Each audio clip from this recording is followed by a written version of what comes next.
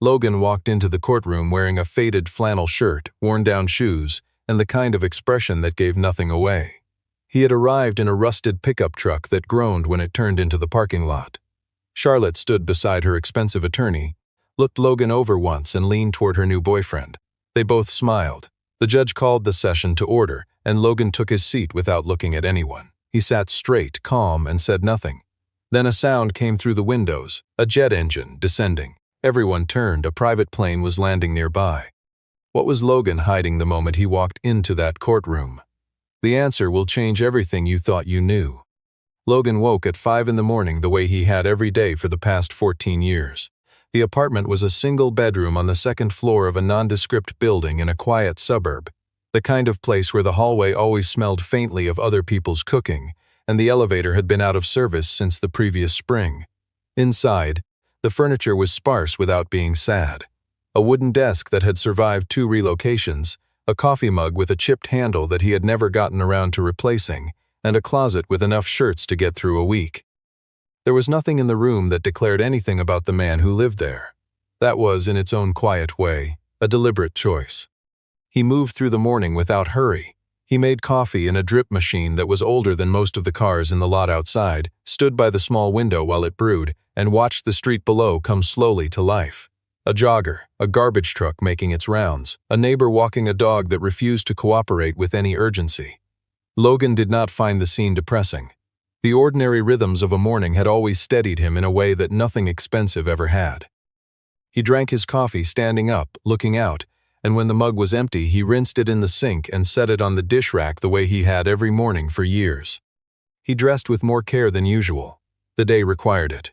From the back of the closet he pulled the one outfit he kept for occasions that demanded something approaching formal, a collared shirt in pale blue, slightly faded at the cuffs, and a pair of dark trousers that had held their shape well enough.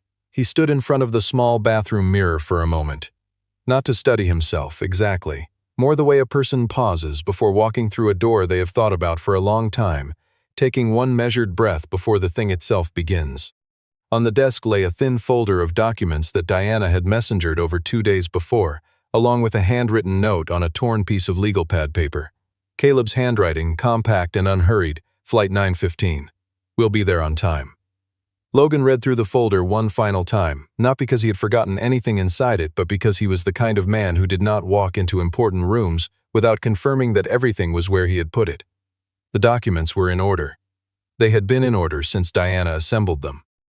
Logan closed the folder and set it back on the desk. He picked up the old flip phone, dialed, and waited. 2 rings. Caleb answered on the second. Logan said 4 words. Caleb said 3 back. That was all that needed saying. Logan set the phone down, picked up the folder, and tucked it under his arm. The apartment looked the same as when he had woken. He pulled the door shut behind him.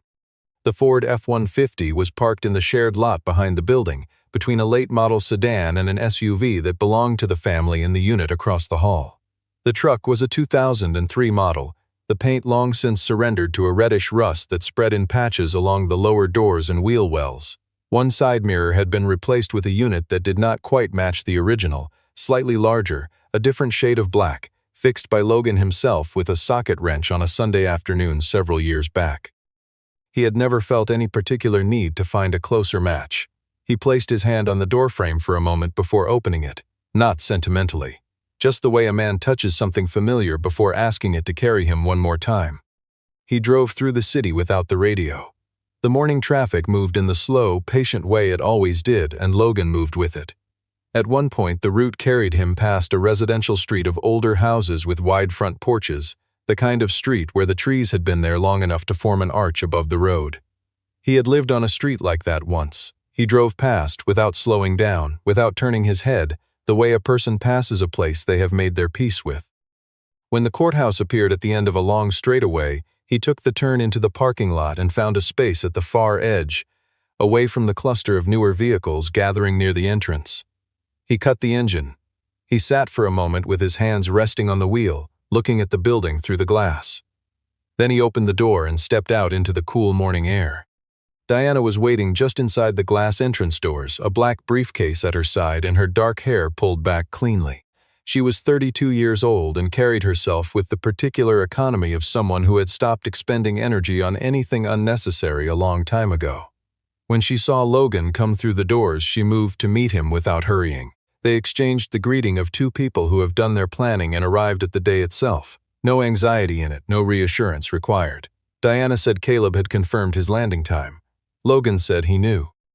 She said that Sebastian had filed a supplemental motion that morning, formally requesting subpoena access to Aerocraft's financial records. Logan considered this for a moment and said that was fine. Diana looked at him. He looked back.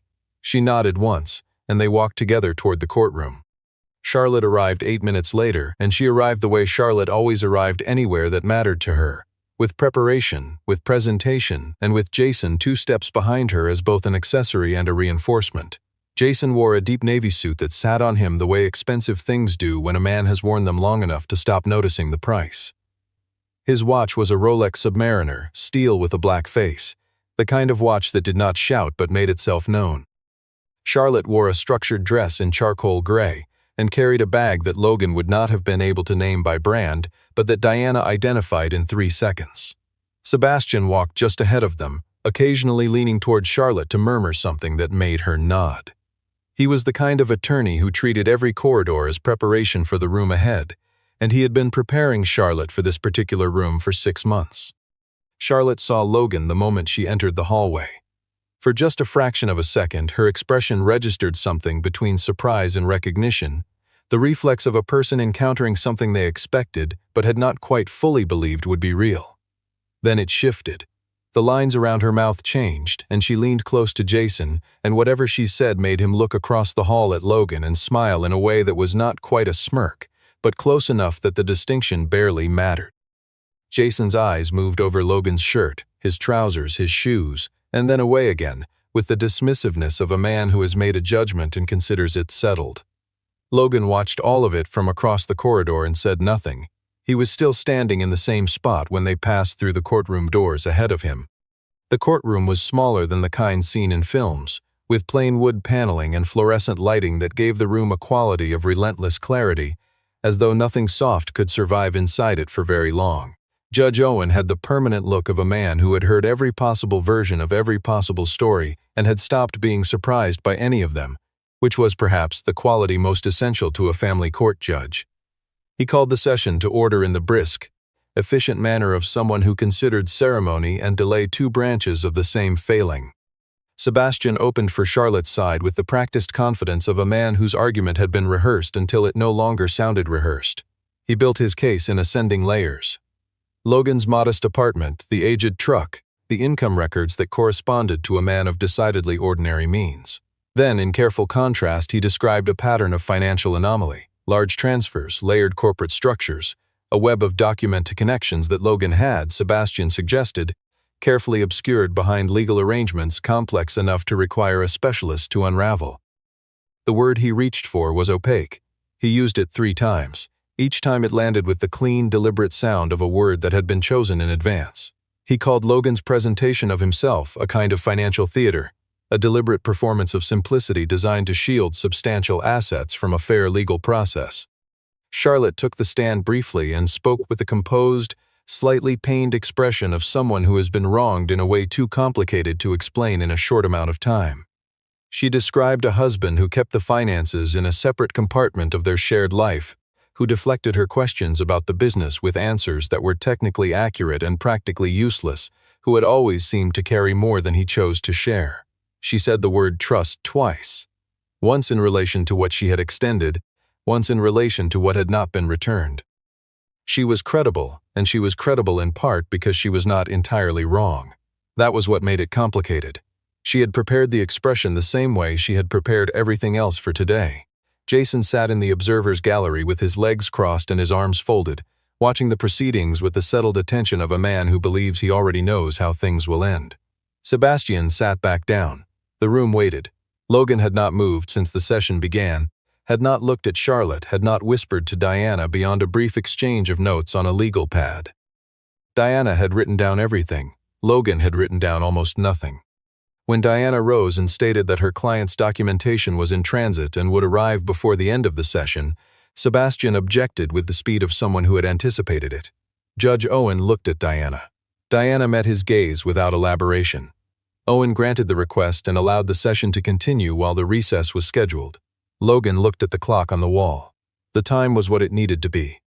The history of a marriage is never a single story. What Sebastian presented through careful structure was one version, a chronicle of distance and concealment, a husband more devoted to a business he refused to explain than to the household he had agreed to share. It was a version that contained truth. That was what gave it its weight, and what made it, in its selective accuracy, something other than the whole picture.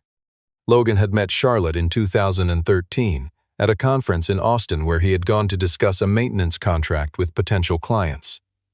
She had been there with a colleague and had laughed at something Logan said in passing, a dry, specific observation about the catering that he had not expected anyone to catch, and they had talked for nearly 2 hours in a lobby that neither of them would remember clearly afterward. He had found in her something he had not expected, a directness that he recognized because he valued it in himself.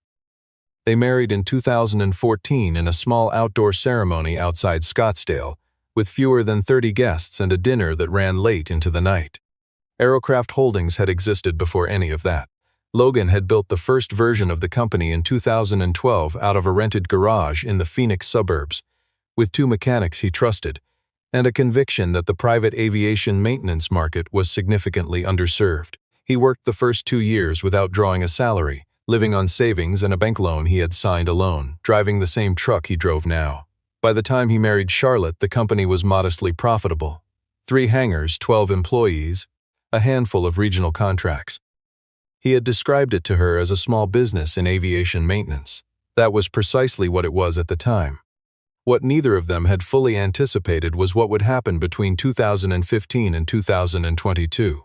The private aviation sector expanded faster than most analysts in the industry had predicted, demand outpaced capacity across the region, and Aerocraft had been positioned, through methodical preparation and in part through timing that Logan would not claim was entirely deliberate, to absorb a disproportionate share of that growth. He hired carefully, he expanded without rushing. He reinvested nearly everything the company earned back into the company itself. In 2017, on advice from his business attorney, he restructured the company's ownership through a holding trust, filing every document with the appropriate regulatory bodies in full and on time. There had been no concealment in it. It was the standard architecture of a company that had grown beyond its original form. The marriage had not broken over a single event. It had broken the way most marriages do, gradually, under accumulating weight, until the structure could no longer hold what was being asked of it. Charlotte had grown increasingly interested, as the years passed, in what Logan had rather than what he was building. He recognized this the way you recognize a change in weather before it becomes weather. And he said nothing, first because he was not certain, then because he was tired, then because the moment for saying it had quietly closed. There had been a specific evening in the autumn of 2019 when she had asked, over dinner, whether he had considered selling the company and doing something else with the money. He had asked what she meant by something else. She had described, in reasonable and pleasant detail, a life that required no early mornings, no unreturned calls from vendors, no thinking about payroll in the background of every conversation. He had understood then that they were no longer talking about the same future. He had said very little that night. Later he would wish he had said more.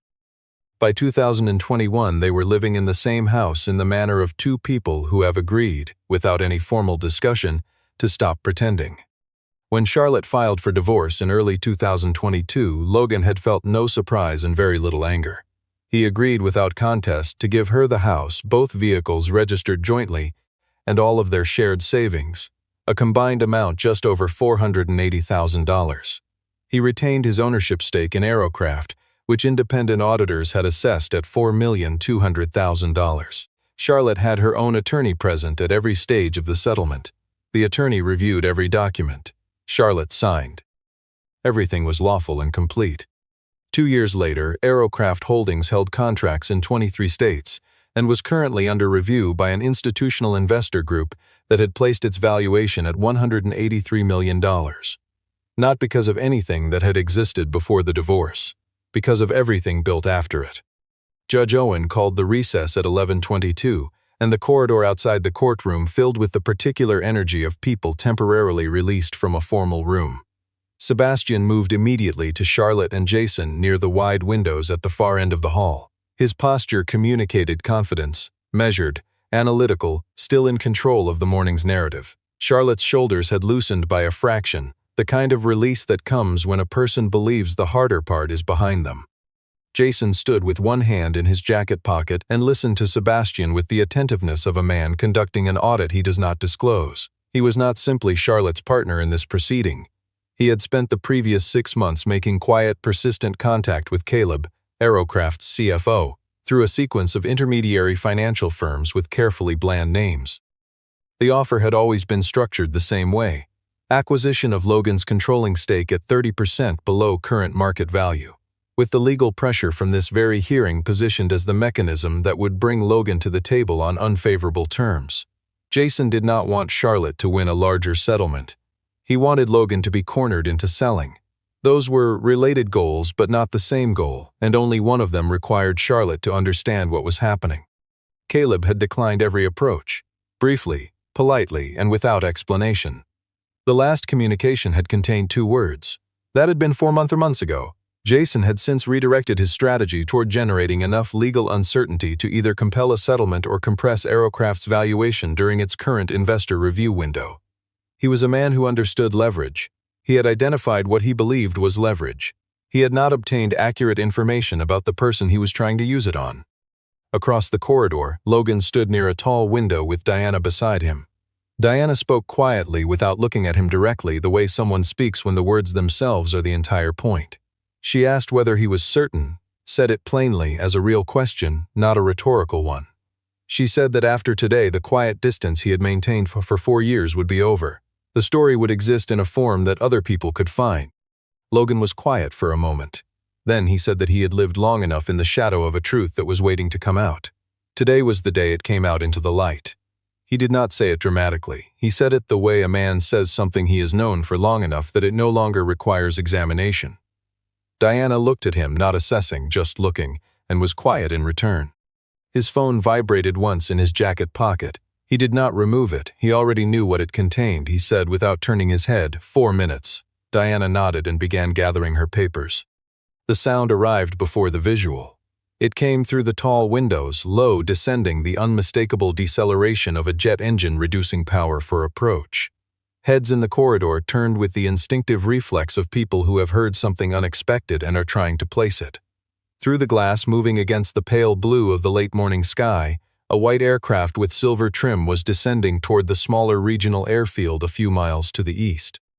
At this distance, the tail marking was small, 2 stylized letters in silver on white, but plainly visible to anyone who knew what they were reading. Charlotte turned toward the sound without meaning to. She looked at the aircraft and looked away, unaware of its significance. Jason also turned.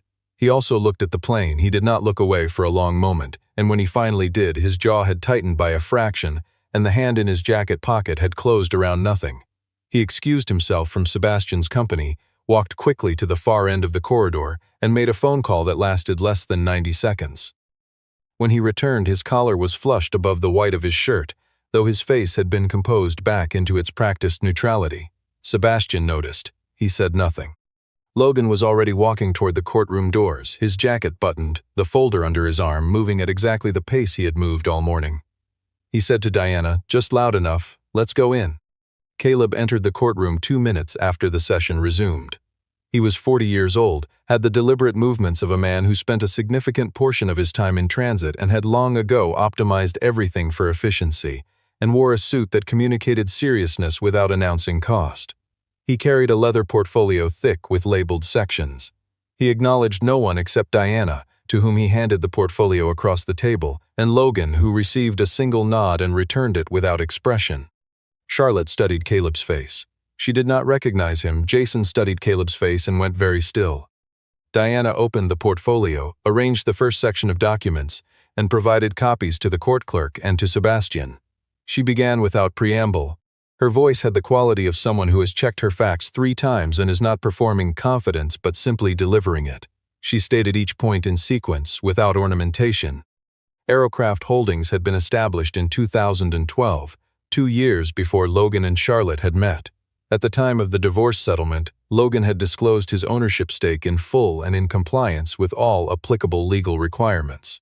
The valuation of $4,200,000 had been determined by an independent auditing firm and later confirmed within a 4% margin by 2 additional firms separately engaged by Charlotte's own attorney at the time. All 3 assessments were included in the documentation now before the court. All 3 reached consistent conclusions. There had been no manipulation of the valuation, no artificial suppression of assets, no undisclosed liabilities. Charlotte had signed the settlement agreement with independent legal counsel present, advising and signing off on every page. The current valuation of Aerocraft Holdings, as of the most recent institutional investor assessment, completed 11 weeks ago, was $183 million. Diana paused there, not for theatrical effect, simply because she had reached the end of the sentence and there was nothing to add to it that the room could not supply for itself. Judge Owen looked up from the documents. Charlotte's hand resting on the table had gone completely still.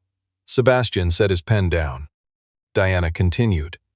Every dollar of that growth had occurred after the divorce was finalized. The company had expanded its contract portfolio from 4 regional agreements to 41 national contracts. It had opened 7 additional facilities across 4 states. It had added over 400 personnel to its workforce. None of this had been concealed. None of this had existed at the moment of the settlement. The claim that Logan had deliberately understated the company's value was not supported by any document in existence, and the documents before the court confirmed precisely the opposite, that the valuation had been accurate, conservative by standard industry practice, and entirely appropriate given the company's scale and performance at that time. Sebastian attempted to recover. He challenged the methodology of the original audits, argued that available projections at the time of settlement should have implied a higher figure, and suggested that Logan's restructuring of the company's ownership was evidence of intentional concealment. He used the word opaque again. This time it did not land the same way. The room had changed and every person in it could feel it. Diana had prepared for each of these points. She addressed them in sequence, without raising her voice, citing specific documents for each. The projections Sebastian referenced had not been completed until after the settlement date. She produced the time-stamped filings. The restructuring he called concealment was a standard trust arrangement recommended by Logan's business attorney and filed correctly with all relevant regulatory bodies. She produced those filings as well. She presented a 4th assessment, commissioned independently in the weeks before the hearing, which confirmed that even using the most aggressive forward-looking models available at the time of the settlement, the company's value at that specific moment fell squarely within a reasonable range of the figure Logan had disclosed. Sebastian ran out of surface area to work with. He sat back. Then Logan spoke. It was the first time he had spoken at length in the session, and the room registered it in the slight unconscious shift of attention, shoulders squaring, eyes moving. He did not stand, he did not raise his voice. He spoke in the measured tone of a man who has considered carefully what he wants to say and arrived at the simplest honest version of it. He said that when the marriage ended he had given Charlotte the house they had shared, both vehicles and the full amount of their joint savings. He had not contested any of it. He had not fought for a single item. He had kept the company he had built 2 years before they met, valued by 3 independent firms at a number that all 3 had confirmed was fair. He was not saying this to wound anyone. He was saying it because it was what had happened. Then he was quiet and he remained quiet, looking at no one in particular, his hands flat on the table. Charlotte looked at him, not with the engineered emotion of the morning's testimony, something more unguarded than that. Something that might, under other circumstances, have led to a different kind of conversation between 2 people who had once understood each other fairly well. Diana set down the second section of documents.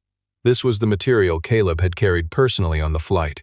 It contained 6 months of communications, emails, meeting summaries, and transaction records from 3 intermediary firms, all documenting Jason's coordinated effort to acquire Logan's controlling stake in Aerocraft at 30% below current market value. An internal memo from one of the intermediary firms described the ongoing legal proceedings explicitly as a source of pressure that would, in the firm's own language, motivate the target to accept terms he would not otherwise consider. Jason was no longer still. His foot was moving beneath the gallery bench in small, contained increments that he appeared not to be aware of. Judge Owen read through the second packet with a different quality of attention than he had given the first.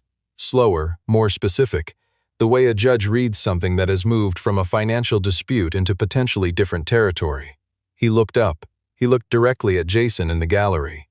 He asked, in a voice that contained no emotion and therefore contained every form of authority that a voice in that room could carry, who this individual was in relation to the matter before the court. Jason said nothing. It was the longest silence Logan had heard from a man who had been performing competence with quiet confidence all morning. Sebastian stood. He spoke in the flat, controlled tone of someone making the only rational decision available to him. He was withdrawing from representation, effective immediately, citing a conflict of interest that had only become apparent to him through the documents now before the court. He requested that the record reflect the timing of his withdrawal. Judge Owen said the record would reflect it. Sebastian gathered his materials with the precise, deliberate efficiency of a man conducting a controlled exit and walked out of the courtroom without looking at Charlotte. The door closed behind him. Charlotte watched it close. Then she looked at Jason. Jason looked at the floor in front of him. Judge Owen issued his ruling without preamble. The court found no evidence of concealment, misrepresentation, or deliberate suppression of assets in the original settlement proceedings. The settlement agreement, executed with proper independent legal counsel for both parties, remained fully valid. The petition was denied in full. Additionally, the court noted that documentation pertaining to the conduct of a third party would be forwarded to the appropriate investigative authority for review and potential further action. He set down the papers. The gavel came down once. The room took a breath. Charlotte did not cry. She did not stand immediately. She sat in the silence after the ruling, the way someone sits after something they built for a long time has simply stopped working. Not in fury, but in the particular difficult stillness of a person beginning, for the first time, to understand the actual shape of what happened. Not what she had told herself had happened, what had actually happened. Jason was on his feet before the echo of the gavel had fully settled. He did not look at Charlotte. He did not speak to anyone in the room. He picked up his jacket from the gallery bench, moved through the row of seats with the polished efficiency of a man maintaining composure by sheer will, and walked out through the courtroom door. It closed behind him without drama. Charlotte watched it close and understood, in the way that certain things only become clear at the precise moment of their irreversibility, that Jason had never been in this room for her. She found him in the corridor near the exterior doors. She asked him directly, without preface, because there was no longer any reason to arrange her questions with care, had he known about the company from the beginning. Jason stopped walking. He stood still in the corridor light for a moment, and in that moment Charlotte watched something move across his face. Not guilt exactly, but a calculation, the brief flicker of a man deciding which version of the truth was worth offering. Then he said he had not known it was that large. The phrasing was careful. It was not a denial. It was not an apology. It was a confirmation wrapped in just enough words to technically read as something else, and Charlotte had been a perceptive woman for long enough to hear exactly what was underneath it. She thought about all the conversations they had shared over the previous 18 months. She thought about how often Jason had asked, in passing, seemingly casual questions about Logan's business, how many people he employed, whether he ever talked about the contracts, whether she had any sense of where the company stood. She had thought he was curious. She understood now what kind of curiosity it had been. She did not ask anything further. She did not need to. Jason left through the glass doors. Charlotte stood in the corridor. The sounds of the building continued around her in the ordinary, indifferent way of places that do not pause for the private things that occur inside them. Logan came out of the courtroom behind her and walked to the exterior steps, where he stopped in the afternoon sun. He was not looking at Charlotte. He was not looking at anything in particular. He stood there for a moment with his face in the light and his eyes closed, and whatever was in his expression was not triumph and not relief in any conventional sense. It was quieter than both, the way a person looks when they have been carrying something for a long time and have finally set it down, and are simply standing in the changed feeling of that. Caleb shook his hand at the base of the steps. Logan thanked him for making the flight. Caleb said that was what he was there for. Logan looked at him sideways and said he was paid too much for the job. Caleb said that was probably true, but he had never raised it himself. Logan smiled, a brief, unguarded smile, the kind that happens before a person decides whether to let it. Charlotte came down the steps behind them. She stopped when she saw Logan standing there. Neither of them moved for a moment in the ordinary way of people who have nothing left to perform for each other. Then she said his name. He turned. She looked at him the way she had not looked at him in a very long time, without calculation, without the scaffolding of an argument or a presentation underneath it. She asked why he had never told her. About all of it. Logan was quiet. Not because he lacked an answer. He had lived with the answer long enough to know its shape exactly. He was quiet the way he always was when something mattered enough to say correctly. Then he told her that by the time telling her would have changed anything, it would not have changed anything. And what had been true at the end of the marriage was still true now. Charlotte was quiet. She did not argue with it. There was nothing in it to argue with. It was the most honest thing either of them had said to the other in a long time, and they both knew it. Logan turned and walked toward the parking lot. Diana was still near the entrance, reorganizing the portfolio with the precise attention of someone who processes the end of a difficult thing by putting it back in order.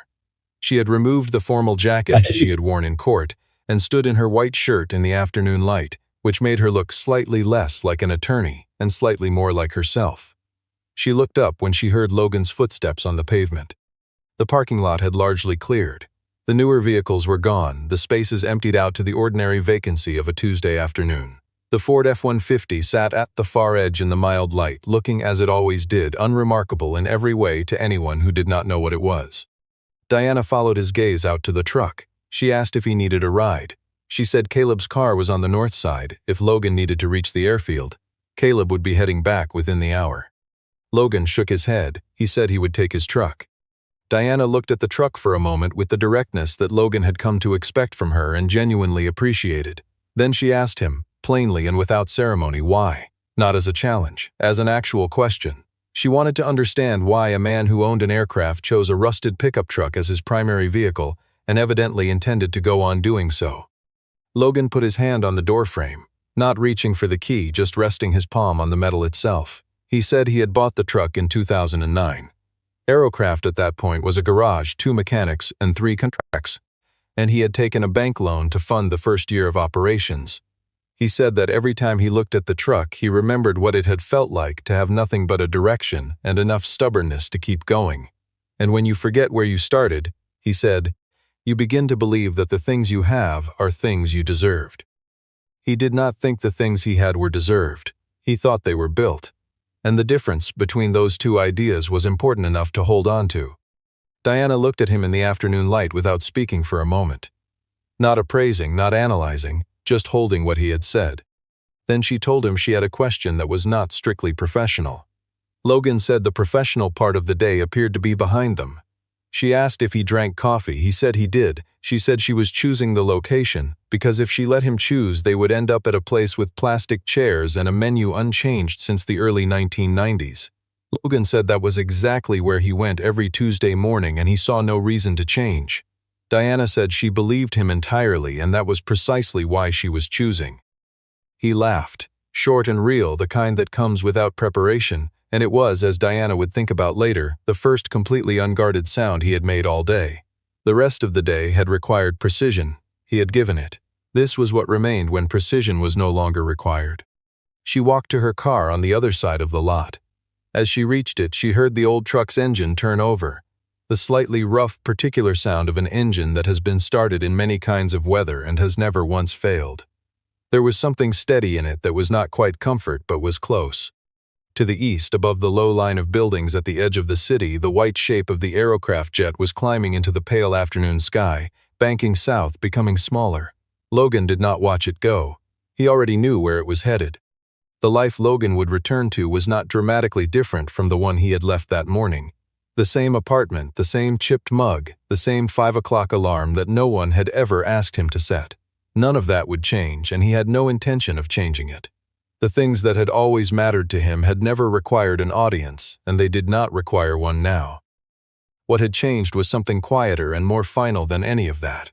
The weight of a truth held close for too long, the sustained effort of maintaining silence in the face of people who read that silence as weakness. That weight was gone. He had not known, until it lifted, exactly how much of him it had been taking. He pulled out of the lot and into the city, driving west into the long afternoon. He drove with the window down and one arm resting on the door in the easy, unhurried way of someone moving through a world they are at peace with.